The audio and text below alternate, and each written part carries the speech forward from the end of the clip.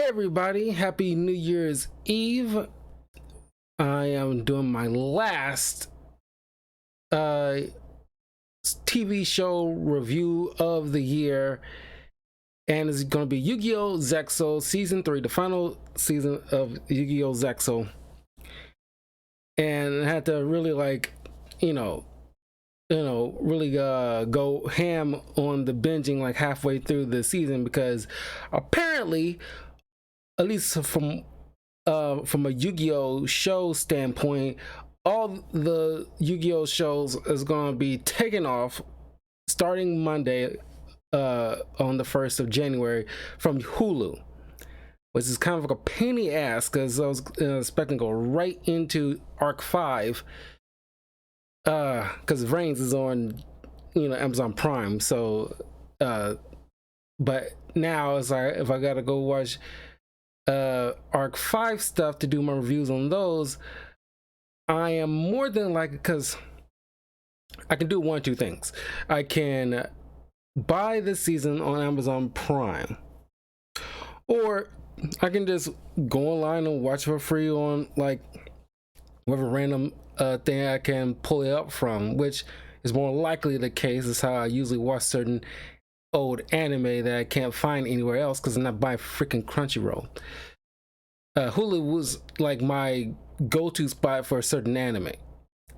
But anyway, yeah. So, because I'm trying to get through, because 3 seasons of Yu-Gi-Oh! Arc 5, and then I want to get right into Reigns so I can wrap up all my Yu-Gi-Oh! Reviews that I've been going through since I started the channel. Yeah, because at first I started like, okay, one season and hop to another show and do another thing, then hop back to another thing.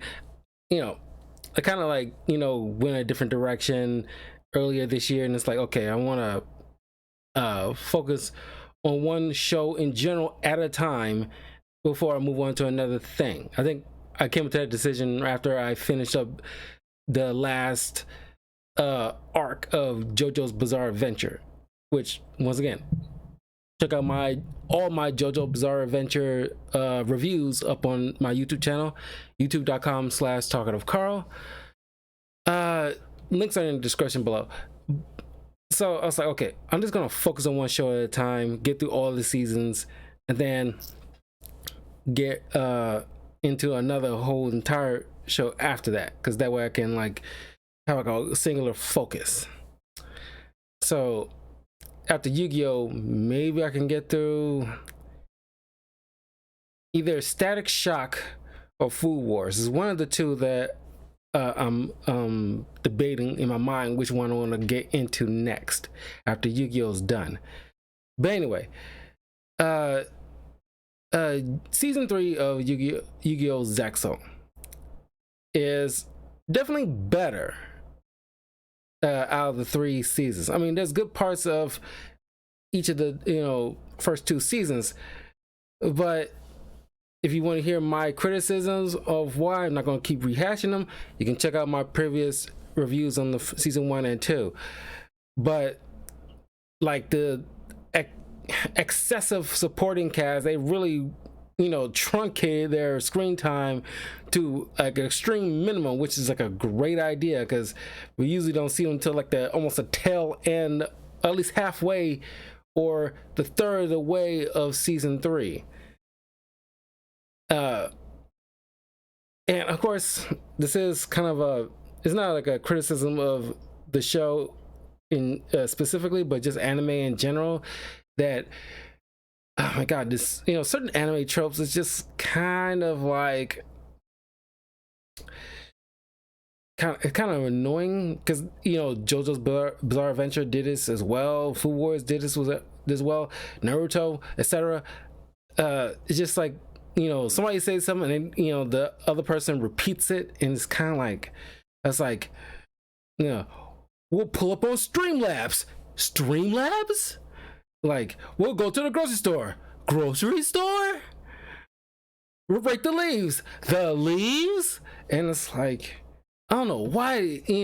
It's not even the dub's fault. It's like the more of the Japanese create creative side of things that they put out first, and they do this a lot.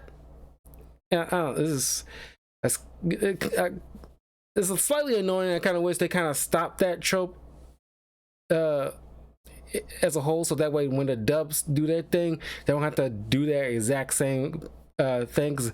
I can't imagine that certain anime watchers in Japan like it that much either.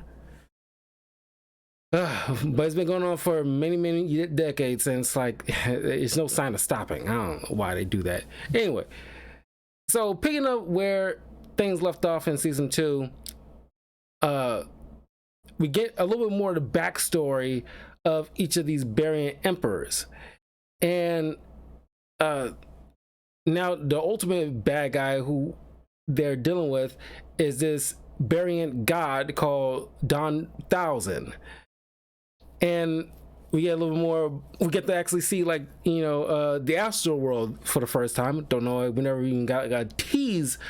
I mean, we got technically a tease, but we only got like a universe POV of astral world so far, and y'all just bombarding it. It doesn't even look like, because you see in the first season when you see Kite's father being taken over by one of the barons, Vector,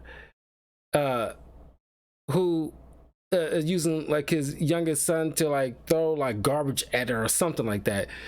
And it's like, okay, it's like throwing garbage at a son. It's like, okay, what can I expect any kind of real damage? Can I expect? How do I feel bad for Astroworld when I'm just seeing like equivalent of throwing garbage at a son? It wasn't until this season where we actually see Astroworld, where it's like, glowy, ghosty type of alien race kind of thing. And as Barren World is pretty much built along on the thought process of chaos, Astroworld is more of order. And it turns out that Barren World's birth from Astroworld when it's more unified, but the people decide to purge chaos from their world, and that way it just birthed the Barian world separately, and then retroactively, unbeknownst to them, they created their own enemy or their own destruction, which is a whole nother discussion in and of itself. Like, Don Thousand was pretty much birthed from this separation when you try to purge your world of all chaos and evil and disorder. And you can say that that is not a good idea. And I kind of wish they would have done some kind of understanding of cohabitation or like re-emerging to learn, because I remember from my Jackie Chan Adventures review, which you can check out my earliest video review, TV show reviews. It was Jackie Chan Adventures, and there's if you remember the show, you remember the talisman called the Tiger Talisman, where it kind of is all about balance, and it splits your dark half from your light half, and both things need to be, because your dark half is not necessarily evil. It's just misunderstood without its good side to direct it, and the good side needs the dark half in order to give it the strength and a certain level of cynicism in order to not make it gullible or too naive or too soft. Give it some firmness. And I kind of wish they had that kind of mindset to okay, this was a bad idea. We created this evil entity that ultimately wants full-on destruction of everything, everywhere, all at once. But then it would have been a cool idea just to merge them back together to be a unified universe again, but then it turned out that way. But it's just like, yeah, it seemed kind of wild to me that like you came to the conclusion of like, oh, we want to purge, just negative stuff, but you sealed your own demise in a way. But anyway, we get a little bit more of the backstory of these variants, and it turns out that there used to be human, that Don Thousand went to the human world years ago, and each one of the variants, lived in a different like time period of the past, I guess. They all were, it's ironic, they all was teenage type of warriors in a way. Not that it wasn't like teenage warriors in realistic history, but it's just like, man, they seem like they're like doing all these kind of things that, hey, tricky time tree. Yeah. But each of the variants live like a happy life, and there's like a running thing with each one of them that they met their downfall because of some level of betrayal involved. All because of Don Thousand manipulating situations behind the scenes, because he wants, he wants these, making these, 7 emperors to do what Astro and Yuma technically were doing, kind of like a flip side of that, at least the evil way of what Astro and Yuma doing, well, battling different duelists, gathering numbers, so Astro can reclaim his lost memories, while Don Thousand is forcing or manipulating these 7 humans, or at least 5 out of the 7, into utilizing these numbers to unlocking his full power, because he was weakened after he had like a battle between Astro and himself that caused Astro to fracture his memory and Don Thousand to fracture his power. So now the Alito was like a gladiatorial fighter that he knew as his prince, and they was best friends, but Don Thousand manipulating both of them, like causing the prince to think, oh, this guy's trying to usurp me, off with his head. And of course, this is Yu-Gi-Oh's kind of tame on the more the carnage side of things, but usually like, oh, you go into the shadow realm, you're going to hell. The parents been kidnapped or they're exiled, no, they're dead. So it's like, just keep that in mind for censorship, for the WB censorship. So Alito gets executed by this manipulated prince. Then you got Mazar, whose parents were killed in like a village raid, and then he ran away, and he was in the desert. He met up with his dragon, and which turns to his card. But then he tamed the dragon so he can defend the people. He was like a proud defender of the people, but then because Don Thousand manipulated, hold on a second, I feel like Arc 5 plotline was just very split and cut because of whoever was directing it must have was like, oh, let's cut this out, we don't need it. Yes, we're on Zexal, however I don't want to interrupt them. Yeah, don't worry, like I had some words about Arc 5. That's what I'm saying, like Yu-Gi-Oh! Duel Monsters GX and 5Ds is probably like the best ones in my opinion. I never watched Reigns yet, and that'll be my last one, so I can't judge Reigns specifically because I'm saving Reigns to the very last. I'm going in order here, but Arc 5, I seen all Arc 5, so it's slight spoiler for a show that's been out for years, but I think like it's so confusing with their certain decisions. Maybe because like the original creator or the writers, that was involved in the first 3 generations wasn't too directly involved with Zexal and Arc 5, and that's why certain things seems kind of weird. That's what I'm saying. Like Zexal seems like a parody of Yu-Gi-Oh, but I don't care for like the biggest hump I have. I can't get into full details right now about it, but my biggest con I have of Arc 5, which it's like spoiler, like for some, when I would say for some reason, they do explain why they split the universes into 5 separate universes, one for exceeds, one for fusion, one for standard, one for synchro, uh, and one for pendulum. And it's like, oh, let's keep them separate because we live a life, and like, no, it's like if they weren't meant to be separate, they need to be put back to freaking get together, because clearly, because of like that, the professor or Akiba or whoever that guy's name was, sitting there, that bald headed dude, sitting there accidentally or because of the whole situation with like the main character being like the ultimate villain, which I thought that was kind of creative. That's probably the most unique thing I got to give credit to Arc 5 about, is the fact that your main protagonist is also the main villain. This is kind of like, you never seen that before. That's very creative.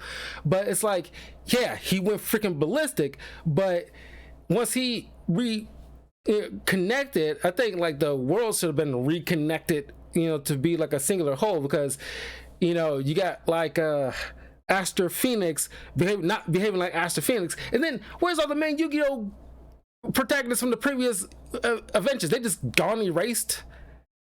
And some of the other like Joey Wheeler, like there's plenty of characters. It's like where the heck they are. And you got like, it's like, oh, let's keep them separate because we know this life now. And it's like, no. Well, everyone knows that Link summoning is very broken in Master Duel when playing High Silver. Yeah, I play a little bit of Link here and there, but I'm not like a Link head type of dude. It's like, some people like, feel like, okay, they gone too crazy with these different types of summonings. I think it reaches like, I think it kind of plateaued or reached its peak when the pendulum summoning came into play, and it's like, okay, I think a lot of people would agree, like, okay, y'all need to calm down on these, just crazy, because it's already too much when everybody's taking 5 minutes to start summoning every little thing under this blue moon. And it's like, okay, you need to cut this down a bit. I like the part, however, I didn't like some of the other parts of how it was built up. How was what built up? Can you kind of explain that part? I'm confused on that. Anyway, not trying to get into too far into the weeds with Arc 5 right now, but that's just one of the biggest grievances I have with the show. Arc 5 is main character being like a it was, I still remember it was kind of like a slog to get through in certain cases. And personally, I don't know how anybody else feel, I actually do not care for the whole action duel type of thing. They're always trying to one up itself with the hologram projections, and it's like, just make it like a standard hologram projection and be done with it. You don't have to go with a stupid gimmick every time. And I think like Zexal thought the issues I have with it, I think the holographic projections, like, I think that it should be the standard moving forward. You don't need to do anything goofy. I think that is like a good high tier level of how hologram projection should be. I don't need to go, you gotta be like super active. Like, I don't like, what if there's like a fat kid? It's like, it's like, you gotta be like parkouring all over the place to get an action card, and it's just not feasible for everybody. Not everybody's fit to go hopping over platforms to get action cards. When are we going to get the field spells from Zexal and the Master Duel? Oh yeah, that's a good point. I think there's a couple of them. The one where is preset. I don't know. Master Duel's been doing a good job in terms of proper updates, and better yet, because I have my grievances with Call of Duty recently, where it's like every time there's gotta be a new update, it takes up so much file and memory space in your console, and it's like, even with something like Blizzard with Overwatch, when they do their updates, it doesn't like take up space. It's just adding some stuff in there. Don't know the technical aspect of it, but they just do it, and you don't have to uninstall certain things just to make room every time they want to bring in some new event.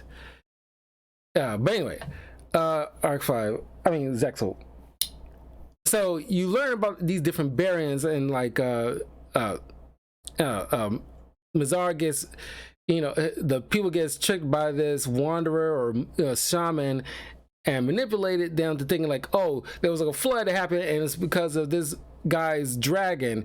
And so, well, in the dub, Mazar gets convinced by the people to turn against his own dragon, but I think I like it in the sub better where it's like, no, he defended his dragon and they fought against his own people to defend his dragon, and ultimately they died, and Don Thousand resurrect him as a variant.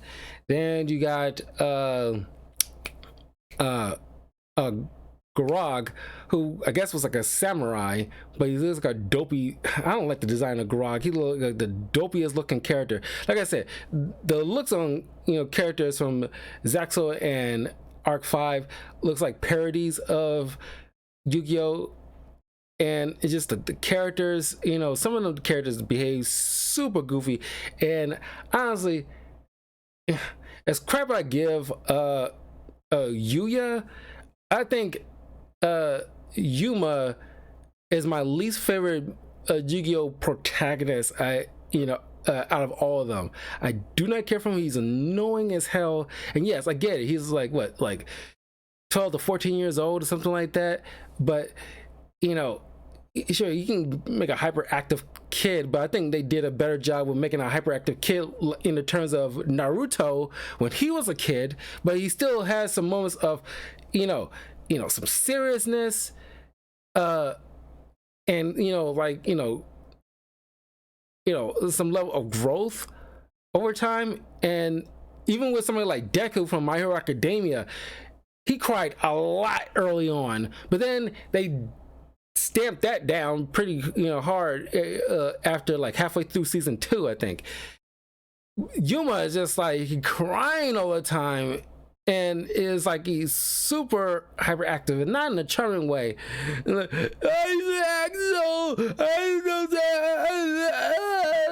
it's like, again, he's a kid, but God, suck it up.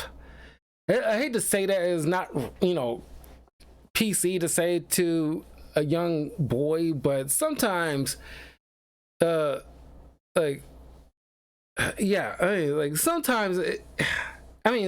he doesn't cry as often as Deku used to, but at least Deku stopped after season 1. At least it was toned down to a super minimum halfway through season 2.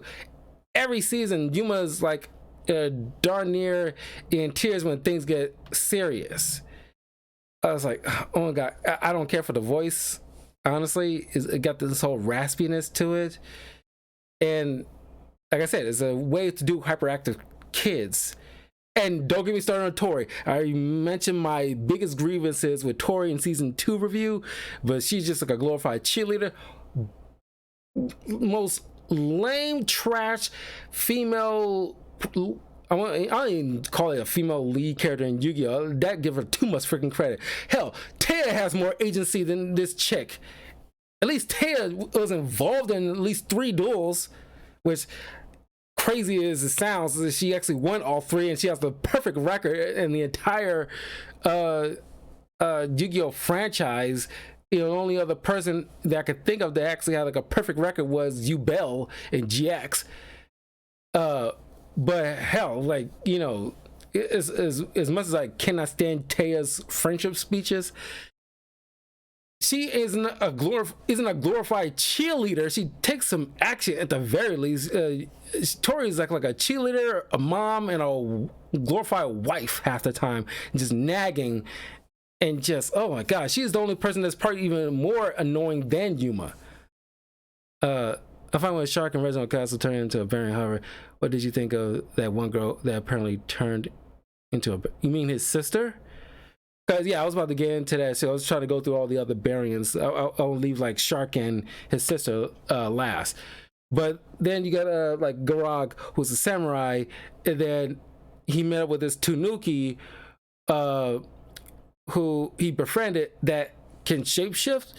So uh, the Tanuki fought uh, some of the battles that won wars and everything like that, and he spread the wealth to his people.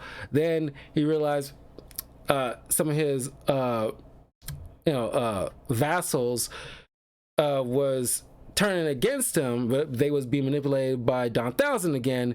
So now he didn't know that yet, but he knew that the vassals was trying to like do something. So he wanted to make sure his Tanuki friend escaped, but not realizing Don Thousand manipulated his mind. And then what's next? Dumont.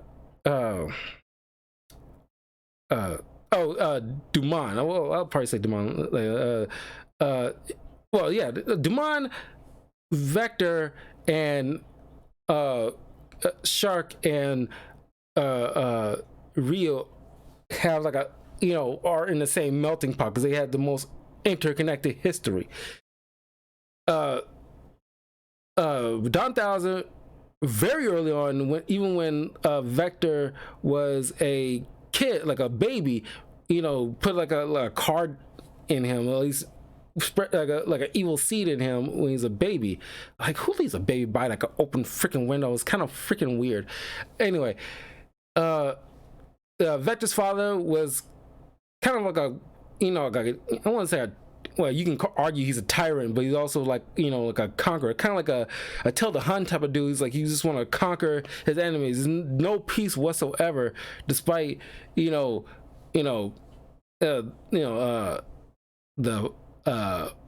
funds, resources spending, and people losing lives and stuff like that, and this constant war. And Vector wanted peace, this unending constant battles. And then his father got sick, and now that Vector's taken over, he's like, okay, I'm calling a meeting with other heads of these other countries to broker peace. Father did not like it. He tried to attack his son. The mother stepped in, got injured, but then the father fell to his illness. So then Don Thousand showed up, manipulated his mind. Now he just ends up turning Vector into the equivalent to his father, essentially. But he probably even more twisted because he's freaking. I think I love Vector in terms of like favorite Zexal characters. He's one of my favorites, next to Kite, because like, man, it is like, it kind of reminds me of Bakura, Yami Bakura, was just like he's reveling in his madness in a way. And as I talked about it in my season 2 review, I think like the animators loved drawing and animating Vector, especially in his variant form where you just go crazy. There's no mouth, so it's all about his expression of his face, and it's just the way it looked. It's like, God, I just get a laugh out of it. I just love the cart. It is like it is one of the rare occasions we can actually lean into the cartoonishness, and it works because it's just like he's just a mustache twirly bad guy, and I love it. And it's like all in the camera, and just go ham with this character because I could tell the animators like love this character because he's all in the camera like yeah. It's like oh my God, this character is just loving, just taking. He's shooting the scenery. He darn near literally is like. I captured Don Thousand. I was like, oh my God, thank you. Like, I love messing with Rio. Like, so it's like this dude is just like wild. I was like, oh my God. It's just like, you just love it. I just love that guy.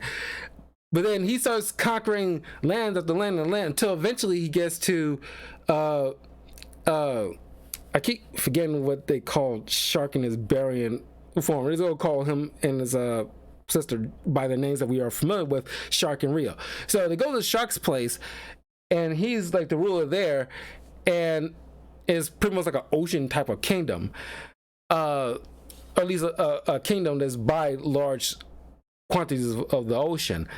And that's why he, like, you know, Shark and his sister is like got all these water types and have an affinity for them. So now that he's at this doorstep, Dumont, who's from a different land, is friends with Shark, goes to help his friend deal with this conqueror. And they're on essentially on like a battlefield with like boats, essentially, because they're just by a large body of water. It's like, you know, very little land to actually have like a on ground battle. And Vector summoning all these monsters and this sea god. Then Rio decides, who's kind of like a priestess at this time, decides to sacrifice herself to summon this other deity to fight against the other ocean deity, to cripple Vector's forces, to cause him to retreat. But then Shark wins revenge. Him and Devon go out to find Vector, and you do, and technically defeats him, but thinking he's, you know, dead, but actually he was, you know, resurrected by Don Thousand. And that's when I forgot how, like, you know, Sharkin died. I think it was like some on a battlefield, leaving the whole situation. I can't remember, but we know how Ryu died.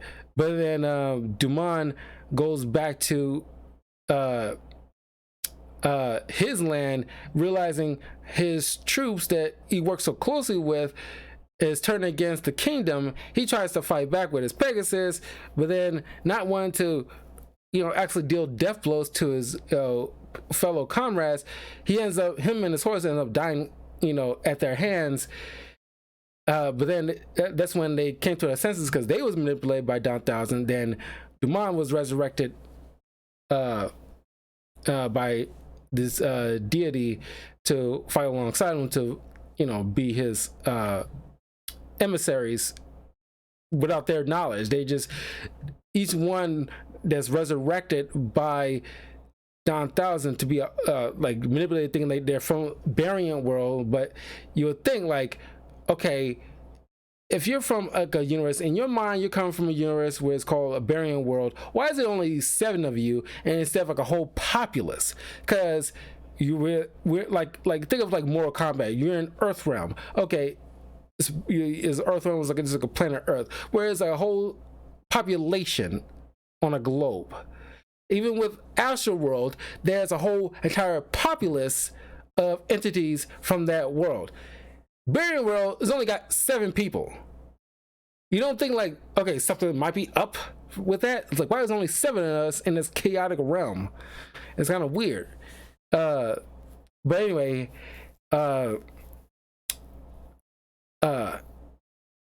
once they all are resurrected as Barians, with no memory of their past lives, their sole drive is to eradicate Astral World. There's like the sole goal. But at some point, Vector wants to pretty much like run things. He's essentially just jealous, and you know doesn't like Shark. Of course, they don't remember each other's past. They just, Vector's just an asshole. But then he holds, a real captive, that tosses her off a cliff while Shark chases after her. And then once they land into this white void, one of Shark's monsters comes to him and is like, I can save you guys. I'll put you on Earth, but you won't have any memories of yourselves. uh I guess that's the price to pay in order to, like, avoid utter destruction, I guess. So they guess reincarnating into ironically similar looking bodies as them in the human world, because the bodies, okay, who were the people, or these little kids that were like Shark and Rio, that end up in the hospital after their parents was in a car crash kind of situation? Who were they? Like, did they spirits just kind of leave the body and they just kind of took over? I don't know, I'm looking too deep on that, but I'm just saying. So that's where we get like what we know to be in Shark and Rio in the first two seasons. Uh, so of course there's great duels and everything like that. I can't remember every little one, but the duels are fantastic. The animation, with the 3D animation of certain big Xyz monsters, are always cool looking to see. I think my favorite 3D animation or graphic looking card depiction was Utopia Beyond. I think his style was like my absolute favorite one. I don't know why. It's just like the whole transformation and the extra arms. There's just something about it. It seems like, okay, I feel like I can grab and touch it, but oh, and that's another thing. Yuma's very whiny. This is another issue. Like, he is too whiny for a protagonist, and it's like, man, just like, out of all the Yu-Gi-Oh protagonists, there's a level of goofiness and a level of comedy each one has. Even Yami, Yugi, and Yusei, who's probably like the more serious ones, have moments of comedic moments here, but for the most part they're stoic. But they're not too stoic where they're like, okay, you gotta lighten up a bit. They have moments of levity. That was just nice. They crack a smile. Yuma is like a polar opposite on the other end of the spectrum, where he's like way too goofy for my taste. And it's like, okay, and when these moments when he's trying to be serious, at least in my opinion, seems like a little kid who's trying to act grown up and doesn't feel authentic. I think the issue is that they couldn't make Yuma too serious, otherwise it would seem like they copy and pasted Astro to Yuma or something. Yeah, I mean, I get your point, but it's just like, ugh, God, I can't. And it's clearly they're clearly trying to do like a whole Yugi and Yami Yugi thing with these guys. And it's not like I dislike Astro, or there's parts of Yuma I do actually like, but in terms of a ranking system, I haven't seen like the main lead in range yet, but the clips I've seen of him, he seems more akin to something like Yusei, so I doubt I'll have issues with him. So far right now, Yuma's at the bottom tier, and even Yuya to some extent have more authentic, serious moments.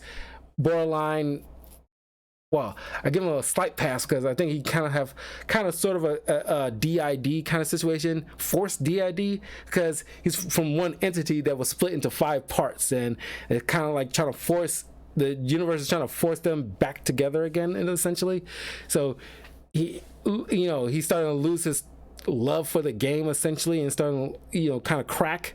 So I give you kind of a slight pass on that one. Yuma has no excuse in my opinion.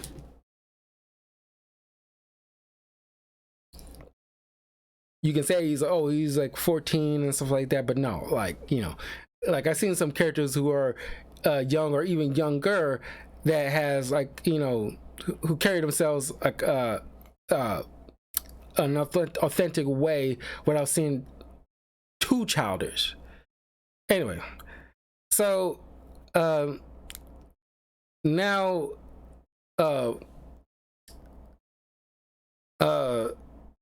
when eventually Shark and Rio, because they each one of these guys go on this kind of adventure trying to find these other numbers and these certain locations that each variant used to be at, fighting these card entities that used to belong to them. and they brings up each memories for each of the Barons, so we can learn their backstory. And when Shark and Rio eventually learn who they really are, now it's like, I still like they still took the steps where give Shark a like conundrum, like, okay, like I lived my life as a human, but apparently I'm like a variant. But it's just like, yeah, he struggled with that before he made a decision to go with the variant side. But it's just like he tried to like force his way of not acknowledging, because it's not like he completely forgot who his relationship with Yuma and the others were, especially with Ryu, who clearly had like a thing for Bronk, and he had like a fun time with hanging out with Shark's friends and everything like that. And it's like they just like F them. They was like, F you guys.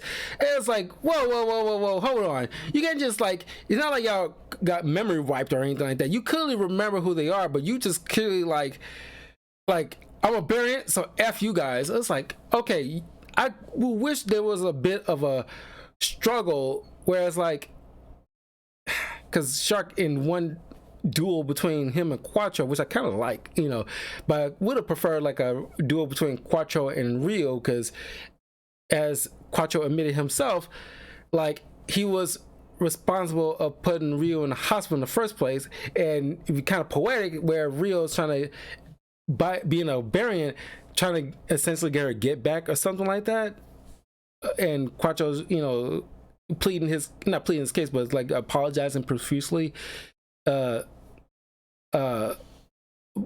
akin to that. But anyway, clearly during the duel, Shark in his mind was talking about like, want to like push him away because it's already painful as it is, blah blah blah blah blah. And I was like, I personally don't think that's the way to go. It's like, this should be like, I would have put it like, look, you guys, I respect you guys, I like you guys, but I'm realized who I am now. I'm a variant. It's like, just stay out of my way. Like, I have to do what I have to do. Being a variant, I need to eradicate Astroworld. I don't want to fight you guys, and should be like a bit of like a struggle, and not this whole pushing people. It's very forced. Sorry to our first series of Yu-Gi-Oh! I watched was Arc 5, so I still like messing with pendulum gimmicks with the Odd Eyes cards because they're all level 7 dragons. This is a cool gimmick, but I just don't utilize pendulums all that often, except when dealing with like the Performer Power stuff. I think that's the only time actually, when I play around with the Performer Power cards on Yu-Gi-Oh! Master Duel, which I don't use it in like a online matches like that. They're all right, but it's just not my speed like that.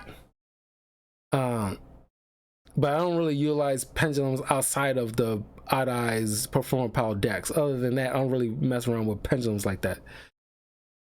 But anyway, I would like to see like a little bit more of a push, not pushback, like struggle, where it's like, these guys are my friends, but I got a mission. I don't want to fight them, but to get in my way, I'm going to have to duel them, and just to get them out of my way. Because the whole gimmicky push, like Lassie pushing them away, get out of my way, I don't love you no more gimmick is a trope that's played the heck out, is stupid in my opinion. But then once everybody comes to realize that Vector was manipulating a lot of people, and he's like teaming up with Don Thousand, and then going after each of the barons, taking up their powers, then it's down to him and Reginald in a duel. Reginald beats him, but then like and it's like, you rarely see this in an anime like that, where because Vector is such a troll of all trolls in animes I ever seen, where he's pretending like, I'm sorry, please forgive me, like psych, like F you guys, suck my dick. I was like, this dude is a freaking troll. That's probably why I like him. But then, like, Don Thousand breaks away from his confinement because Vector, which is rare in certain animes where like the sub evil boss overtakes for a short period the mega boss in order to like claim his status, but then after his loss that kind of the restrictors break free. Don Thousand sucks him into this portal because now like he's merging all these worlds together to just cause complete calamity and destruction all from Earth, Barrier, and Astral world. So Yuma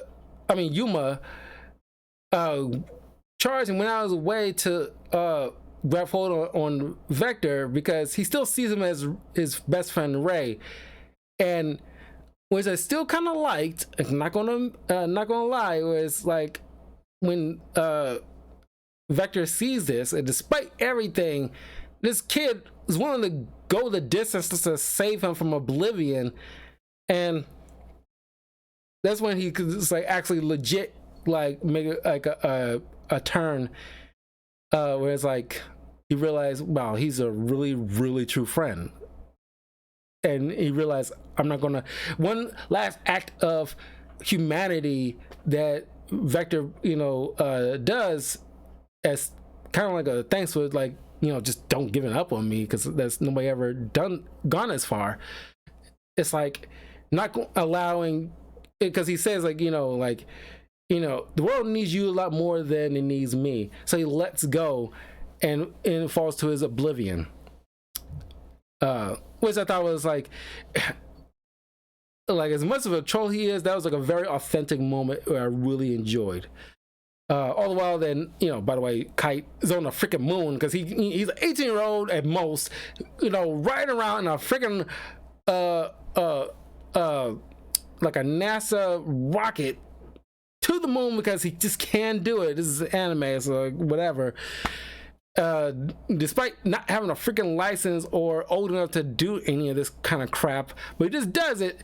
So he goes to the moon to find this ancient dragon that can be able to help defeat Don Thousand, because they're looking for the Numeron code and everything like that. Then Mazar, despite knowing his backstory, doesn't really care. He wants to be like the #1 Galaxy Eyes user. He gets beaten by Kite though, but to Kite's demise. But before he disappears, Kite gives him the dragon to give to Yuma, which he does.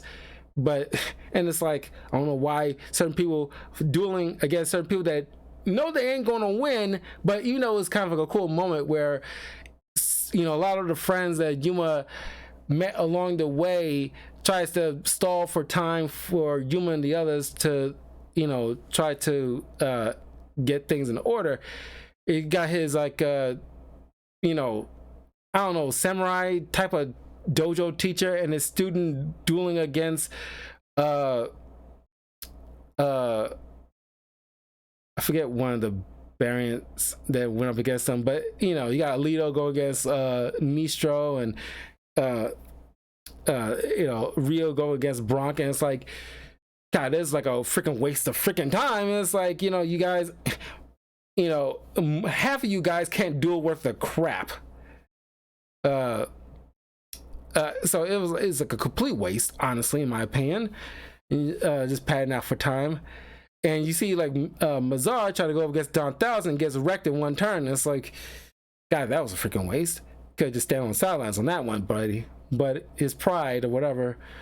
But then Shark and Yuma team up to go up against Don Thousand. I guess the most broken thing that you see more often than not in Yu-Gi-Oh! Master Duel with these Numeron monsters, that every time they attack, the rest gets powered up by another 1,000. The other attack, the rest gets powered up by another 1,000 until they just completely freaking broken altogether. But they managed to overcome that. And thanks to yeah, Vectrix and Yuma's dad in some kind of spiritual form, which I guess they're stuck like that because of Kite's father. Because you'll think like after by the end of everything, you'll think they all be well. Technically, they're alive, but Vectrix is still like a freaking kid and still not an adult form. This is kind of weird. It's like why you revive him, but he's not in his adult form anymore. It's just like that's weird altogether. Weird choice. Anyway, I think that's probably in the manga more than likely, but still, you could have done something different with the sub and dub. Anyway, they managed to defeat Don Thousand ultimately, obviously, but then Don Thousand sends some cards to Shark, who still wants to destroy Asteroid, but then these two duel in a very epic duel, very like the biggest tit for tat between these two I ever seen in like Yu-Gi-Oh.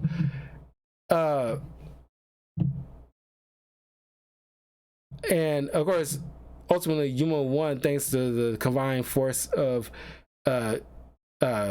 Astro and Yuma, and trying to keep like all these universes from colliding, because he's still adamant on destroying Asteroid, and it's like, man, it's like and they're not giving up on that freaking mission, and so is Astro at the end of the day, which is kind of funny. I mean, I was in the mind of like maybe Astro didn't really want to destroy Barian World. It doesn't even matter to him, but it's kind of akin to Yugi and Yami Yugi's final duel, a ceremonial duel kind of situation, because Astro will have to go back home after he regained all his memories and stop the Barons and everything like that. But also, like Jaden, Yuma lost the thrill of a duel, which I thought was probably one of the coolest parts, like a kind of like a final lesson in a way, where just like with Jaden, where it's like he like Jaden dueled against like he dueled Kaiba Man, but essentially was kind of Kaiba, and he dueled with Yugi in the final duel, which is one of my two favorite duels of GX, one of the favorites, where it's like it's like you also learn a lesson, and it's not like a clunky friendship type of BS crap. Like you duel and you make good friends, and it's like whatever. You can say you can and not say you can't, but I'm saying like I like these lessons better, where Kaiba is teaching Jaden that it's okay to lose, and the more important thing is what you do after. Like, how can you learn from it? Can you get back up after that? Because we all lose. It's part of life. Is what you do. How you get back up from that is what matters. What you learn from that is what matters. And with his duel against Yugi, it's like you gotta learn to find the joy in dueling, because you've been fighting for your life for the most part with stakes on the line, and it kind of like pushed the love of the game to the background, to the point where it's almost non-existent. You kind of like going through the motions at a certain point, where you see with Jaden in like the subversion, it's like he was going through the motions, he lost his thrill, and Yugi try to give that back to him. Astro in a way is doing the exact same thing with Yuma, where he's trying to learn even from like the whole Door of Destiny thing, where it's like you'll lose what you care the most, and it's like you lost your thrill of the game because you've been battling for your life for for many weeks now, and now Yuma has regained that spirit, and he beat Astro, and Astro, using the Numeron code, revived all the people who died during the whole Barian fight and everything like that. Now they're in present day Earth, and they're all friends now, and everything ends on like a happy note, until like Astro summons them when something some other kind of things coming on, and it's like it's like I won't be alone. And it's kind of reminds me of Darksiders game where war breaks the seal. It's like hell's coming after you. So is all heaven. You gonna fight this battle alone? No, not alone. Breaks the seal, and here comes the other three horsemen come crashing down, kind of thing. And it kind of reminds me of that, where it's like Asher's like, no, not alone. He gives a smile, and all Yuma's friends and allies, even Vector, comes back in like his better self now, and they all come to help to whatever adventure lies before them. And then the last scene with Tori finally admits like, I'm Gaga Go Yuma, confesses her love to him, and it's like, thanks for ruining the moment, Tori. Thanks for that. But that's pretty much Yu-Gi-Oh! Zexal Season 3. Like I said, it's like Zexal has its moments, but it's not exactly my favorite thing. Like I said, they're parody of itself. Like, look at the city itself, Heartland City. It looks like a glorified carnival turned into like turned into a metropolis. And it's like, there's the clothes and the hair is way too goofy for his own good. But yeah, there's like I said, I went over through my pros and cons through season 1 and 2 and here in 3. The next TV show review will be Yu-Gi-Oh! Arc 5 season 1. If you follow me on Twitch and YouTube, you'll know when I'm going live, or my Twitter, you'll know when I'm going live. Speaking about that, because I can't pull on an exact date on whenever I'm done with a particular season, because I can say like, 2 weeks or a month or whatever like that. I can't really give a concrete thing because you don't know what comes up. So whenever I'm done, that's when I'm going to post when I'm live streaming my thoughts on a particular show. But that will be the next one. So this is my last TV show review of the year. So my new later on I will be doing playing a couple of hours of Overwatch 2. I'm not gonna do a whole all-nighter like I did last year with like a New Year's event kind of thing. Like, I don't know, I want to get up early tomorrow so I can go to the gym and things like that.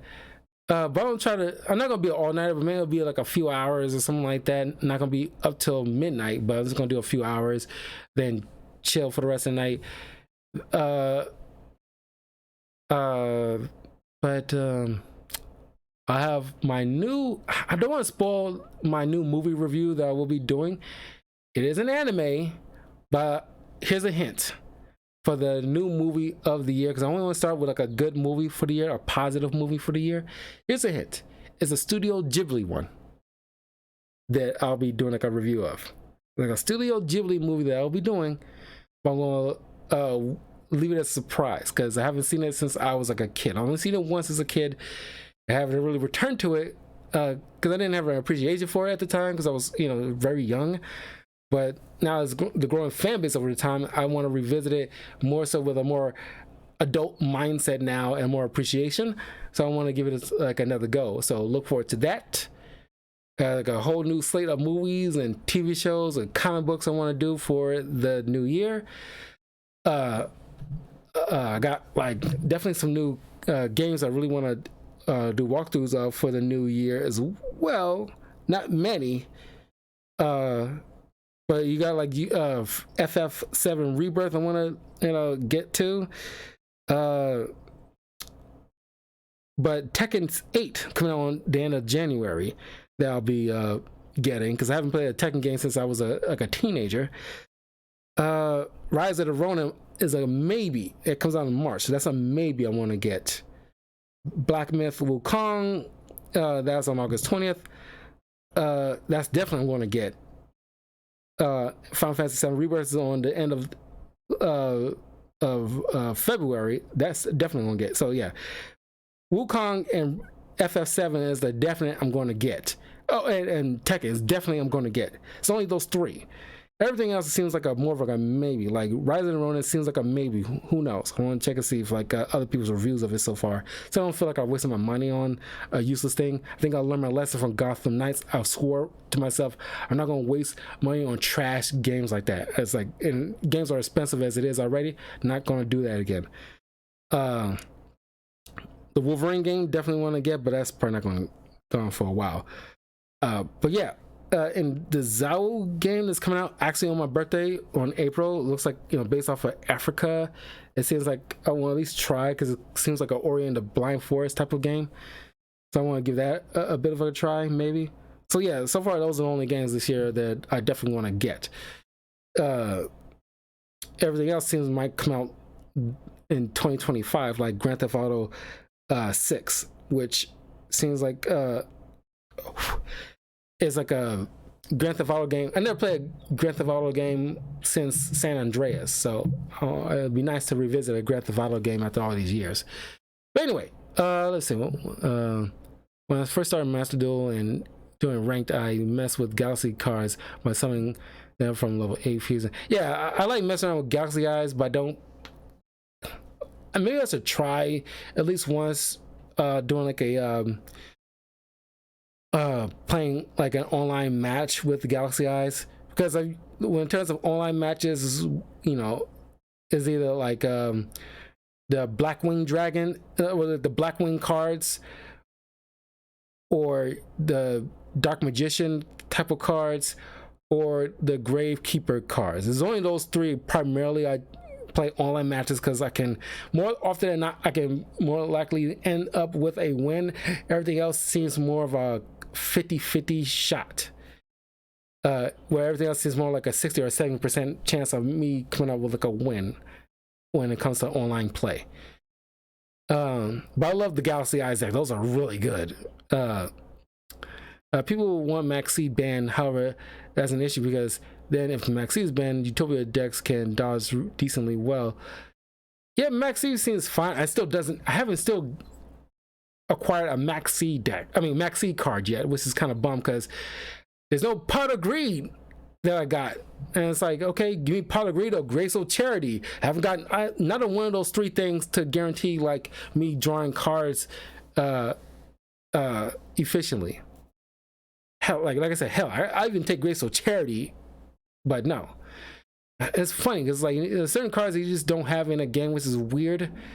And it's like, you know, when you reach to a certain point with a new Yu-Gi-Oh game, all the previous cards that came out prior to the game should automatically be in there. There should be no excuse. It's kind of weird to me. Anyway, like Dark Magic Curtain, for it to be, it's like a good thing for a Dark Magician deck.